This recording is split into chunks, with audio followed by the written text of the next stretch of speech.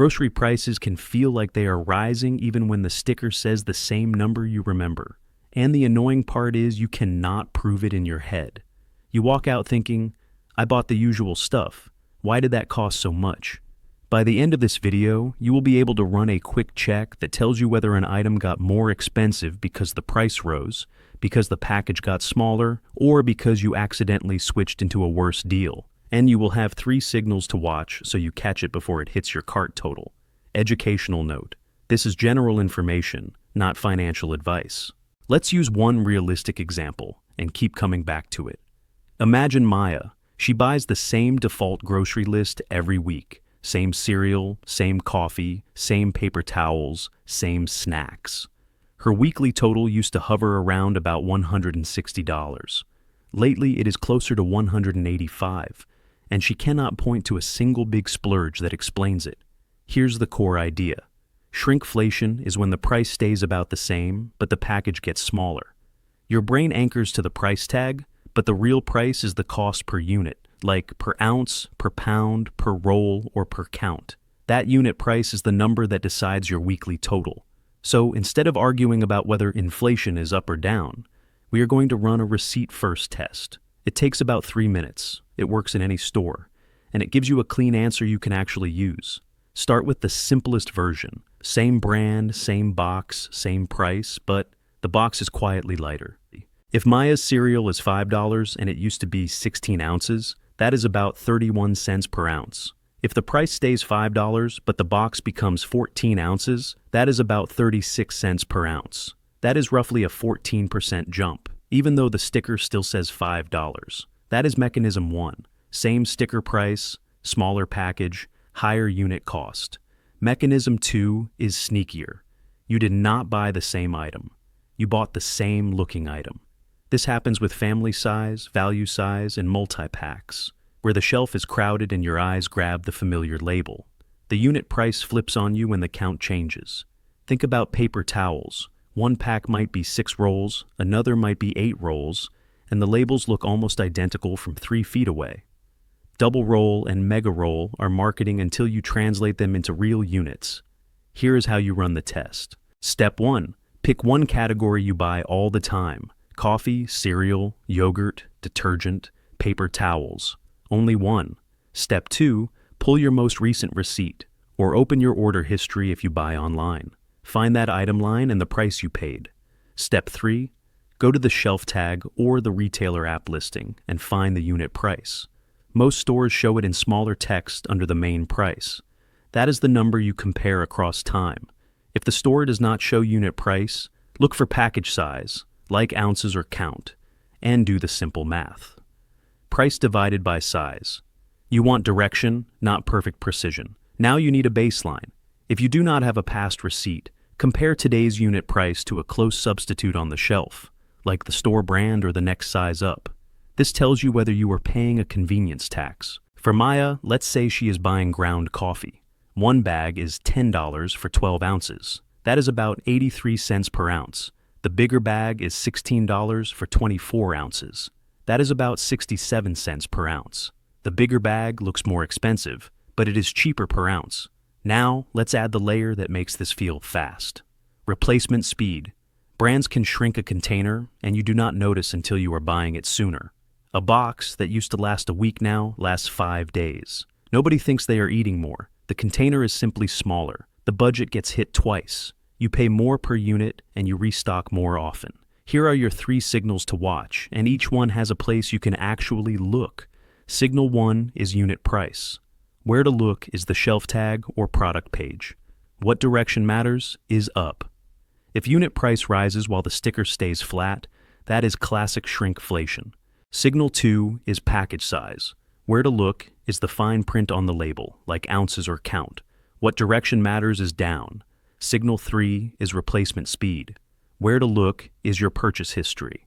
If you are buying the same thing more often, check whether the size changed or whether you quietly switched versions. Now, bring Maya back in. She runs this on 3 staples: cereal, coffee, paper towels. Cereal. The box is smaller than last year. Unit price is up. Coffee. She has been grabbing the smaller bag because it feels cheaper, but it is worse per ounce. Paper towels. The roll count changed and the mega label hit it. That is enough to explain a big chunk of the weekly jump. Not all of it, but enough to turn the problem from vague frustration into 3 lines you can control. Now, the practical question is what to do with that information without turning grocery shopping into a spreadsheet. The goal is not to win every price battle. The goal is to stop the invisible losses that compound. Here are 2 decision rules. If an item is a weekly staple, prioritize unit price. If an item is occasional, prioritize convenience and time. And if you are comparing sizes, convert them into the same unit before you decide. Do not let mega decide for you. Next, I want to show you the most common mistake people make that makes shrinkflation feel even worse. The most common mistake is chasing the lowest sticker price and accidentally walking into the worst unit price. Stores are not evil for this. They are optimized for fast choices. End caps, bright tags, and 2-4 deals push your attention onto the big number. And when you are tired, you make a decision in 2 seconds, not 2 minutes. Here's what that looks like in real life. Maya sees her usual snacks. The small bag is $3.99. The bigger bag is $6.49. She thinks, I'll be good, and buy the smaller one. But the smaller bag is 8 ounces, and the bigger one is 16 ounces. The small bag is about 50 cents an ounce. The big bag is about 41 cents an ounce. The cheaper choice costs more. If she buys that twice a week, that gap adds up. It is not dramatic in one trip, but it becomes a leak. This is also why people feel like they are cutting back, but not seeing results. They cut the obvious big-ticket items, but the unit price leaks remain. Now, let's talk about the other tactic that creates confusion, and it's not shrinkflation.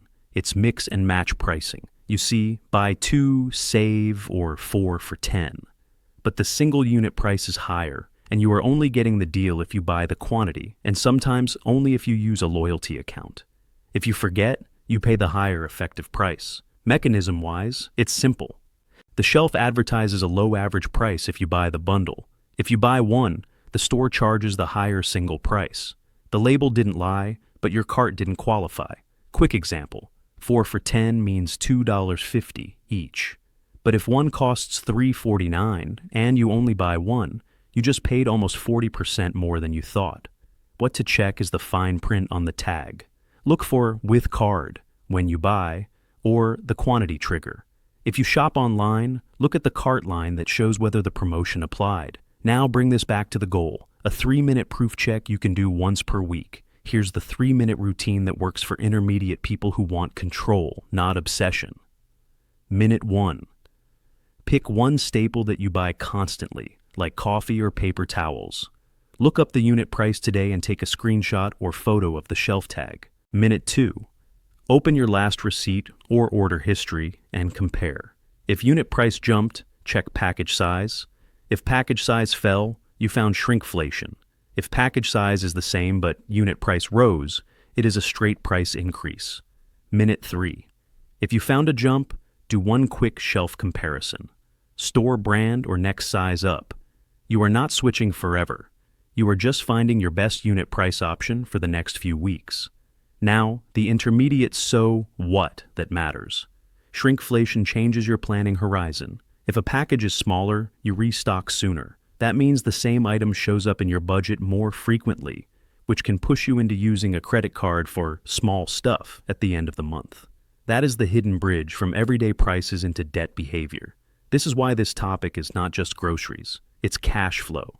If Maya's basket rises by $25 a week, that is about $100 a month. If she does not adjust anything, that $100 often becomes revolving credit, especially if a bigger bill hits the same month. And if your APR is high, that small grocery creep becomes expensive debt over time. You do not need to panic. You just want to stop the leaks early. Here are a few options framed as trade-offs, not directives. Option 1 is a staple swap. Swap only the 1 or 2 staples where the unit price jumped the most. Keep your favorites elsewhere. This keeps the system realistic. Option 2 is a size strategy. For items you truly consume, buy the size with the best unit price, but only if it will not cause waste. A cheaper unit price is not a deal if you throw half away. Option 3 is a timing strategy. Some staples cycle promotions. If you see the promotion pattern, you buy enough for a short window, not a 6-month hoard. Now I want to end with a 2-minute checklist you can run without turning your life into math class. Checklist item 1. Open one recent receipt and circle 3 staples. Checklist item 2. On the shelf tag or app, find the unit price for those 3. Checklist item 3.